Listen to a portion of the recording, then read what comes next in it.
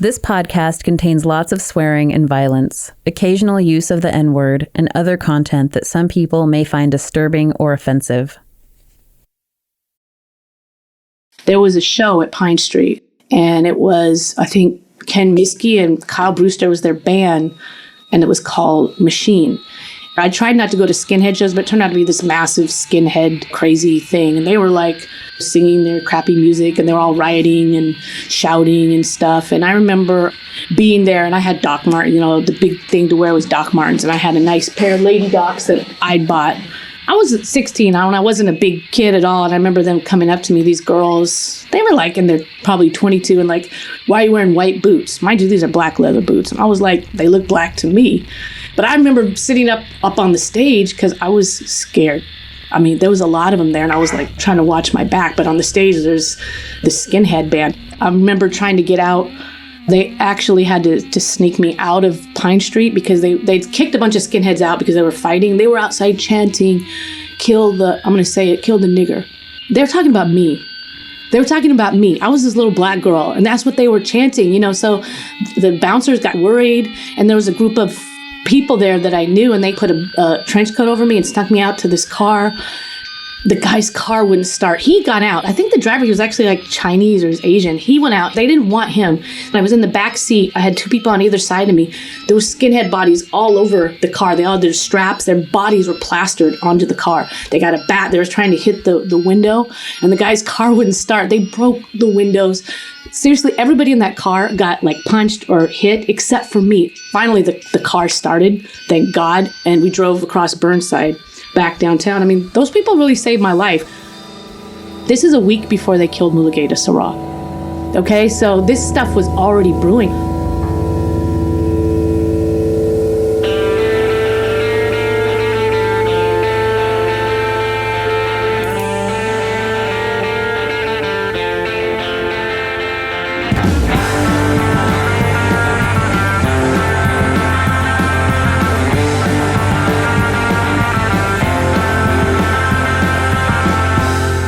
This mob scene could have happened anywhere and at any time in this racist empire known as America, but for China, the black woman being interviewed about her punk rock youth, this was Portland, Oregon in 1988.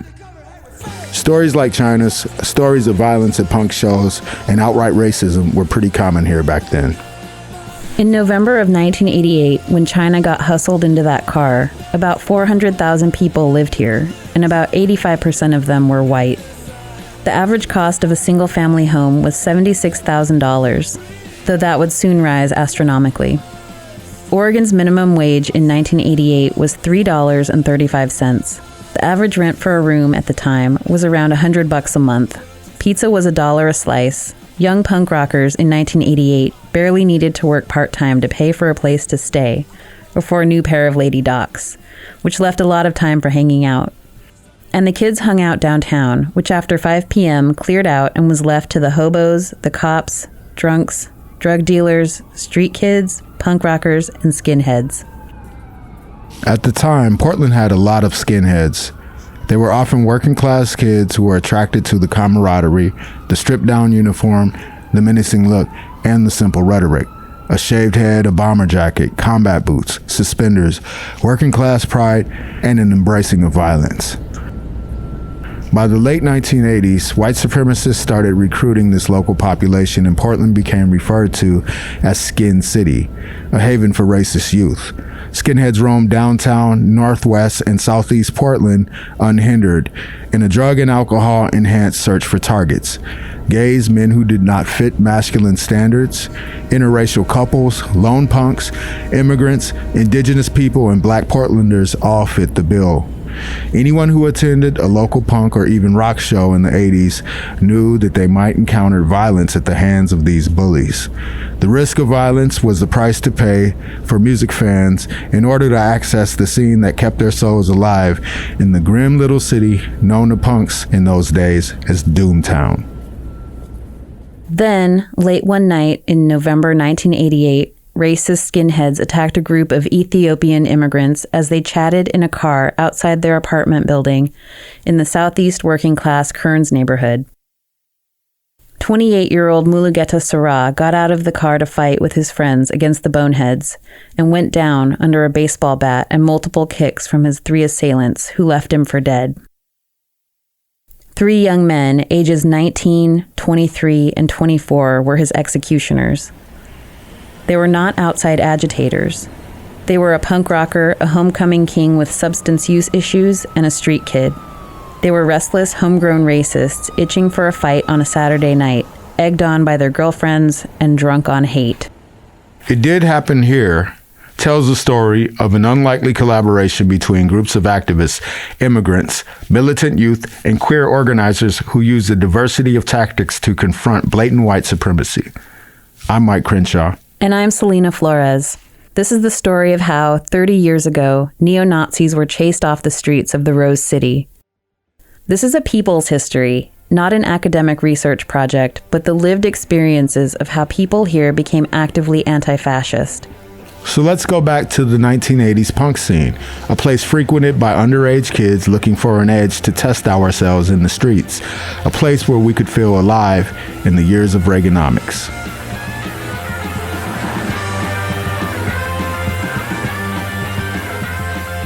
Here's China again, and Michael Clark, who spent his youth as a white kid in the punk rock and skate scenes, to give their versions of Portland at that time. I was born and raised in Portland.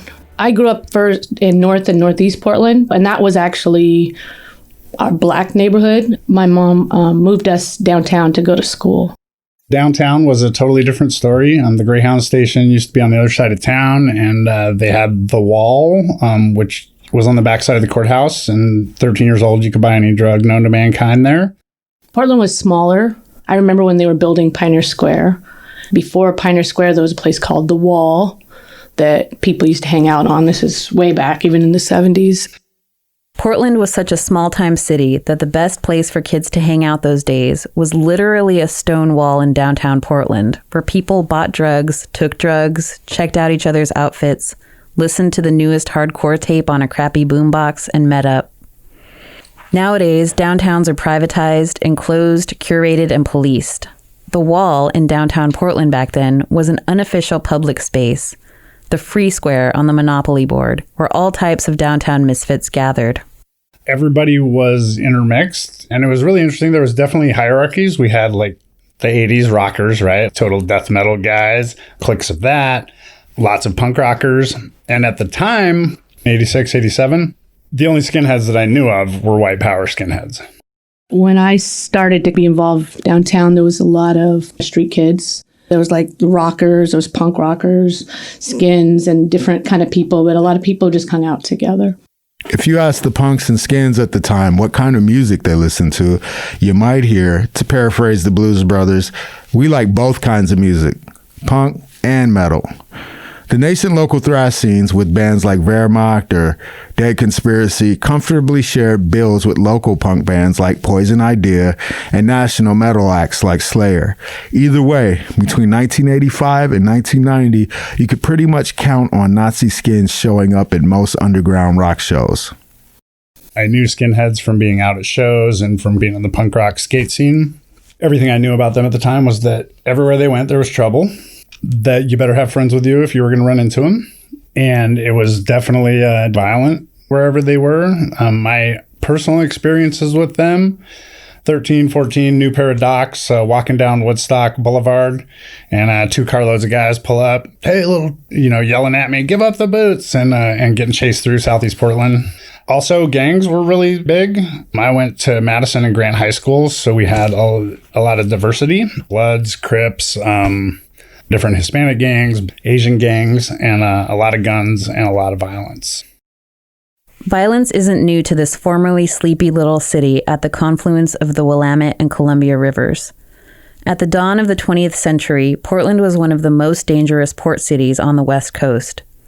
And in the late 20th century, it was still pretty dangerous. There was a stereotype back then of punks being menacing. crazy, out of control, and violent, terrorizing old ladies on the bus. The reality was being a punk on the bus in 1988 made you a target. From other teenagers, from homophobes, from rednecks, from cops, from jocks. If you were a punk, you dressed and looked the way you did as a fuck you to society. And a lot of society took the message and said, fuck you right back. So take all of that, and in China's case, compound it by being a 14-year-old black girl, and try to imagine the hostility she faced for just existing. I like punk rock music. I got exposed to it. I think I was listening to alternative radio. They would play some Vandals and just old school punk rock. So I was listening to the music. And growing up as a black kid in Portland, Oregon, you know, I'd already experienced being disenfranchised, experienced being excluded. So, you know, I think I just naturally started questioning society and questioning what was acceptable. And, you know, I started to kind of formulate ideas like questioning the system, formulating a kind of a state of mind. And, you know, so the music appealed to me, the style appealed to me. And, you know, being a kid, we didn't have money. So punk rock style was something that I could access. You know, I could shred my shirt. I could wear but it was a style that I felt I could relate to. Everyone at my school was wearing like Guess jeans and expensive stuff. I didn't have money like that. I was coming from a single parent family, and we just didn't have money. So then when I started to interact with people and stuff, there was a lot of talk. It was mostly white kids, all white kids. I'm saying mostly. And people would talk, you know, say the N-word a lot. And then I remember them saying, well, not you. For a minute, I'd be like, hey. And then I started to think about it. Like, it was a real uncomfortable feeling. It didn't feel good. And I always felt kind of, you know, like unsafe. And racist incidents in the punk scene became a regular part of China's teenage life. When I first came downtown, I remember these three girls, and they were all older than me. I was like 13 or 14. They said that I stole the bus pass to buy dope. I didn't even know what dope was. That's how naive and dumb I was. And so these girls started attacking me, you know. They jumped me. Kind of being the kid that I was. I mean, I was like scared at first, but I just got in. I mean, I fought back. And somebody hits me, I'm not going to stand there and be hit. So I gained respect, but that's always just hurt my heart because I was just a naive kid. I didn't want to fight anybody. I didn't steal from nobody, you know. So I gained respect right there just because I was able to fight. And that's what it was like in the beginning, being part of this scene. There was a prevalence of white supremacist attitudes. There was like this group, East Side White Pride, and a lot of the people that were affiliated with them they weren't like shaved bald, but they would have like long hair. They're kind of white people that were basically racist, like most white people. You know, they're just more blatant, probably more real with it. That's where the Nazi skinhead movement evolved from in Portland. I was with a friend of mine, and three men called me the N-word. My friend was older, and he was like, hold on. And he took a skateboard, and he just hit him upside the head. And they hit me with a bottle, and I'm like, you know, but he just cracked him upside the head with a skateboard, and we're like really fighting. So this was happening because of who I was, a black girl. I was a kid with nowhere to live. I didn't have any education. Nobody was listening to me. I was getting police brutality. I was getting skinhead brutality. I had to be strong as fuck, okay? I had to be so strong.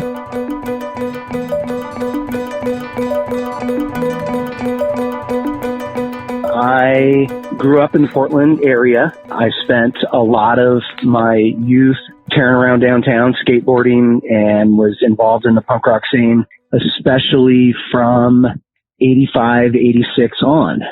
That's Jason, who later organized with the group Anti-Racist Action, or ARA. We're going to hear from him throughout the podcast. There were quite a few traditional or oi skins that were not racialized. It was very fluid.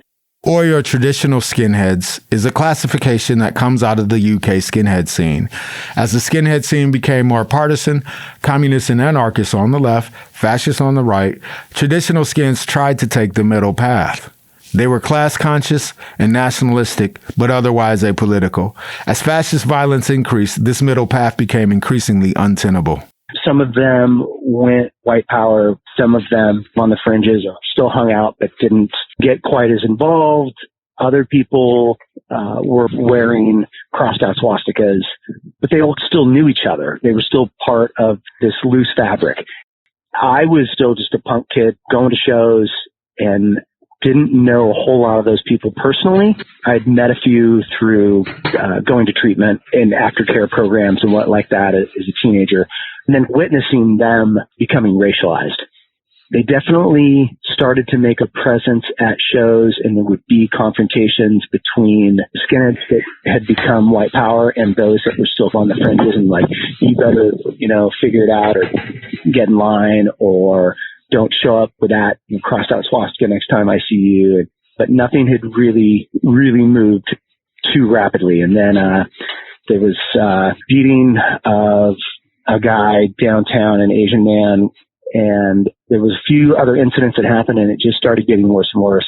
So often they would spend the show just beating each other up or beating up anyone that got in their way. And then it grew to where there'd be 10 to 20 of them. They stepped up their recruitment efforts. So the old Pine Street Theater, 9th and Pine, that and the old Starry Night down on 6th and West Burnside were the two big clubs that they made presences at.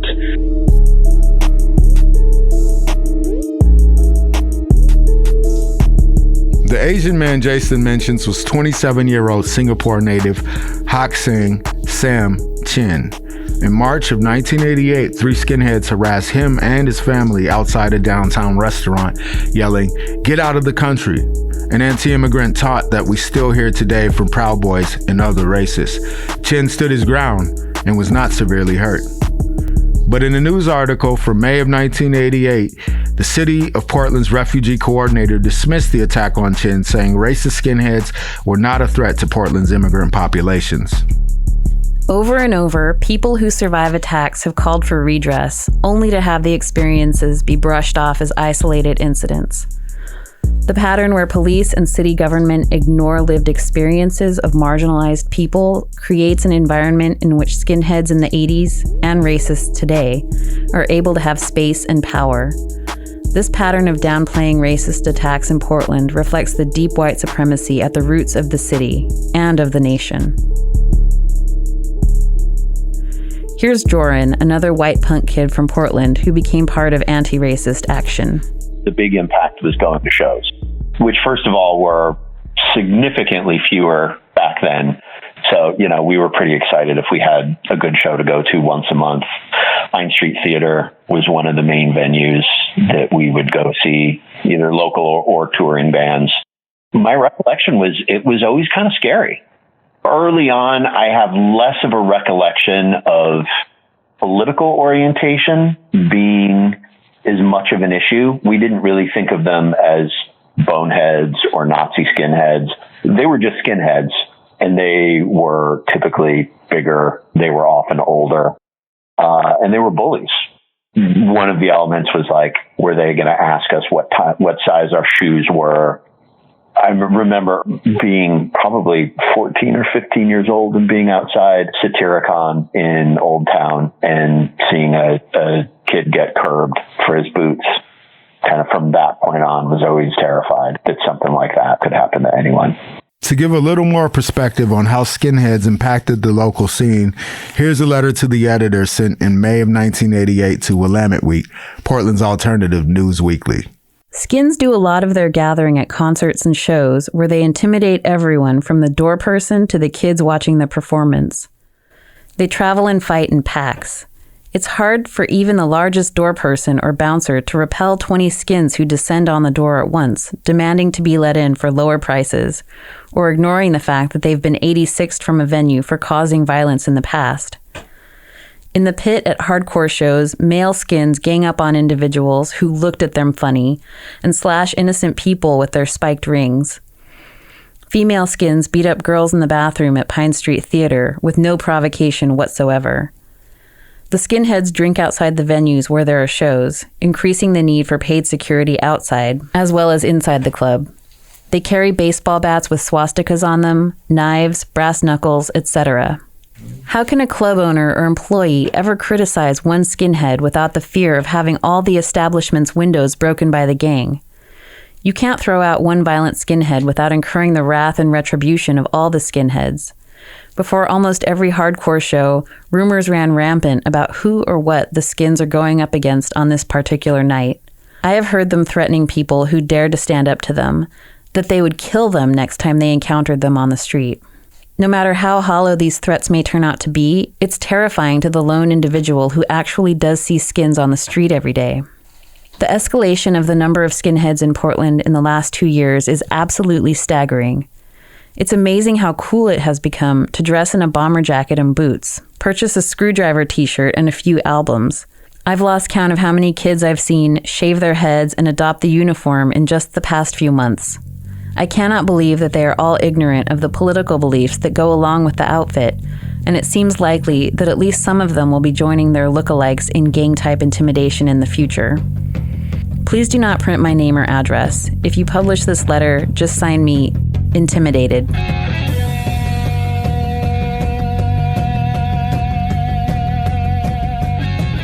Let's not forget the foundations of all of this.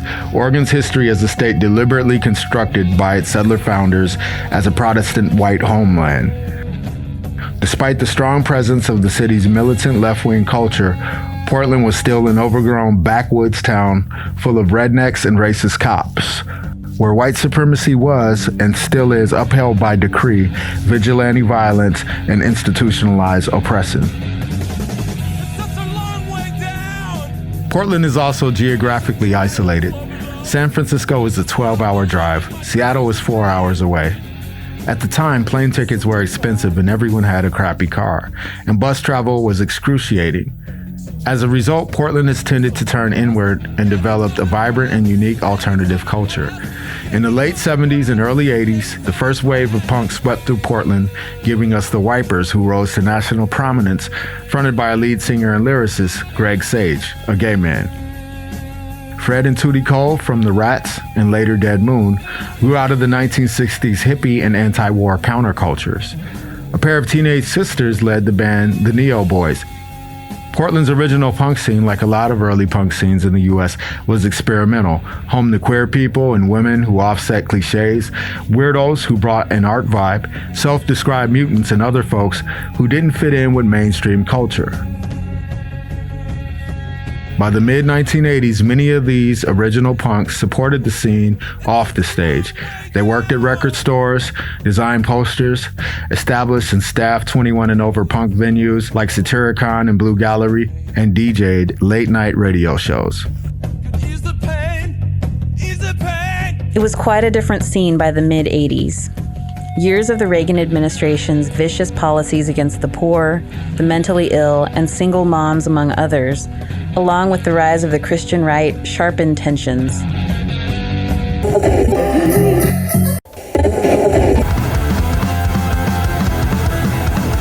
The teenage punks of 1987 were angrier and even more alienated than their artsy predecessors. Their music was faster, more aggressive.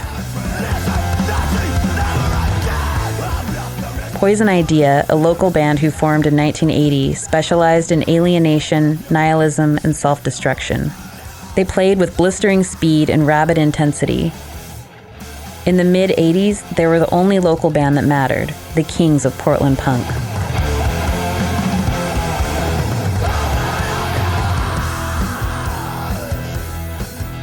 There in the 80s, barely any kind of the alternative culture people lived east of 39th.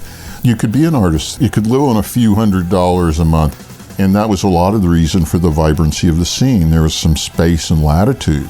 Patrick Mazza covered Portland's changing music scene and was one of the few local writers who wrote about hardcore.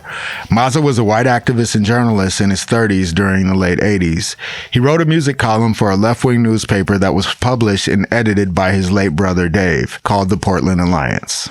Portland had gotten a national reputation for being a place where skinheads could come, and, even among the punk community, there was this weird tolerance for intolerance. For a city of our size, we had the most skinheads per capita. It was like skinhead capital. Skins came from typically poor and lower class backgrounds.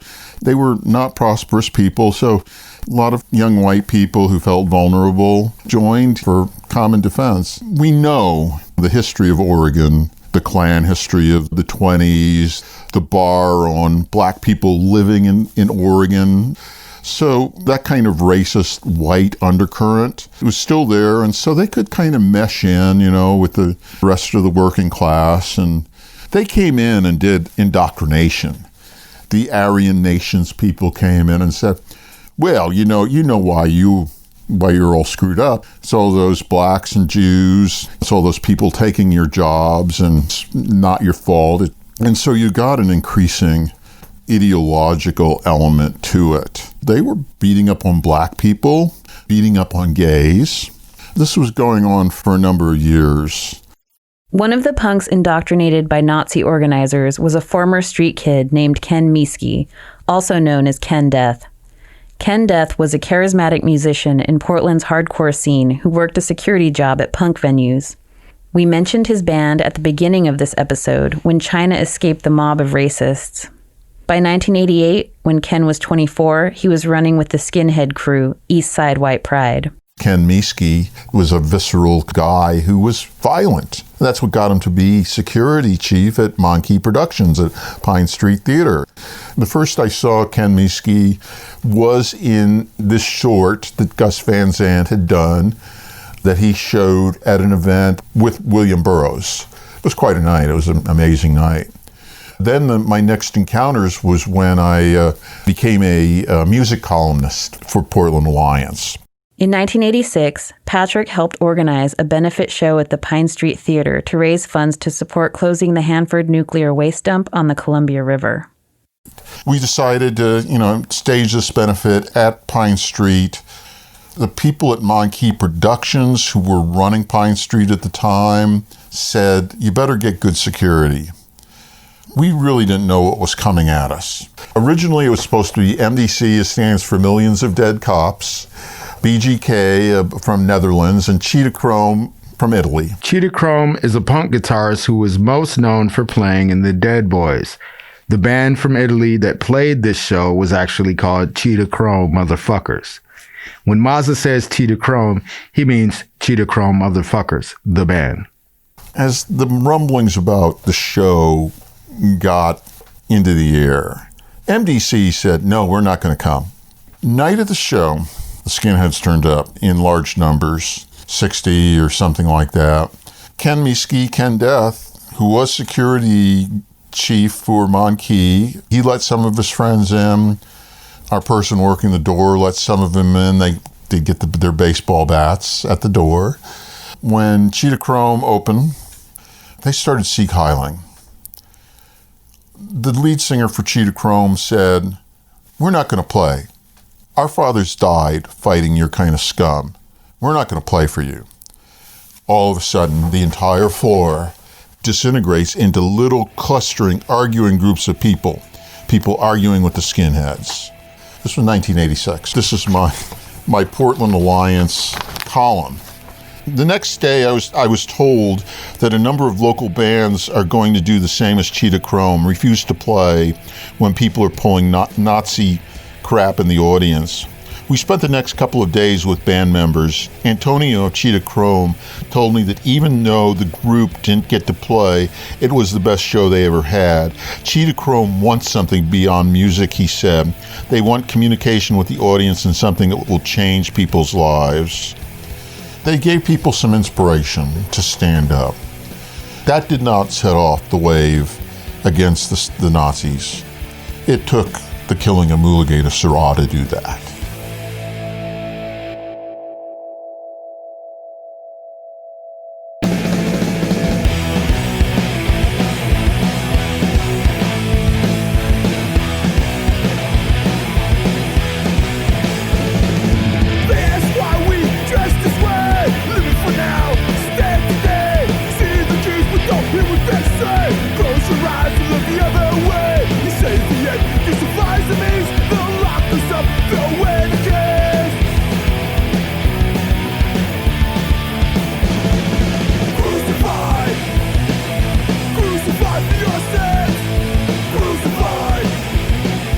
Thanks for listening to episode 1 of It Did Happen Here.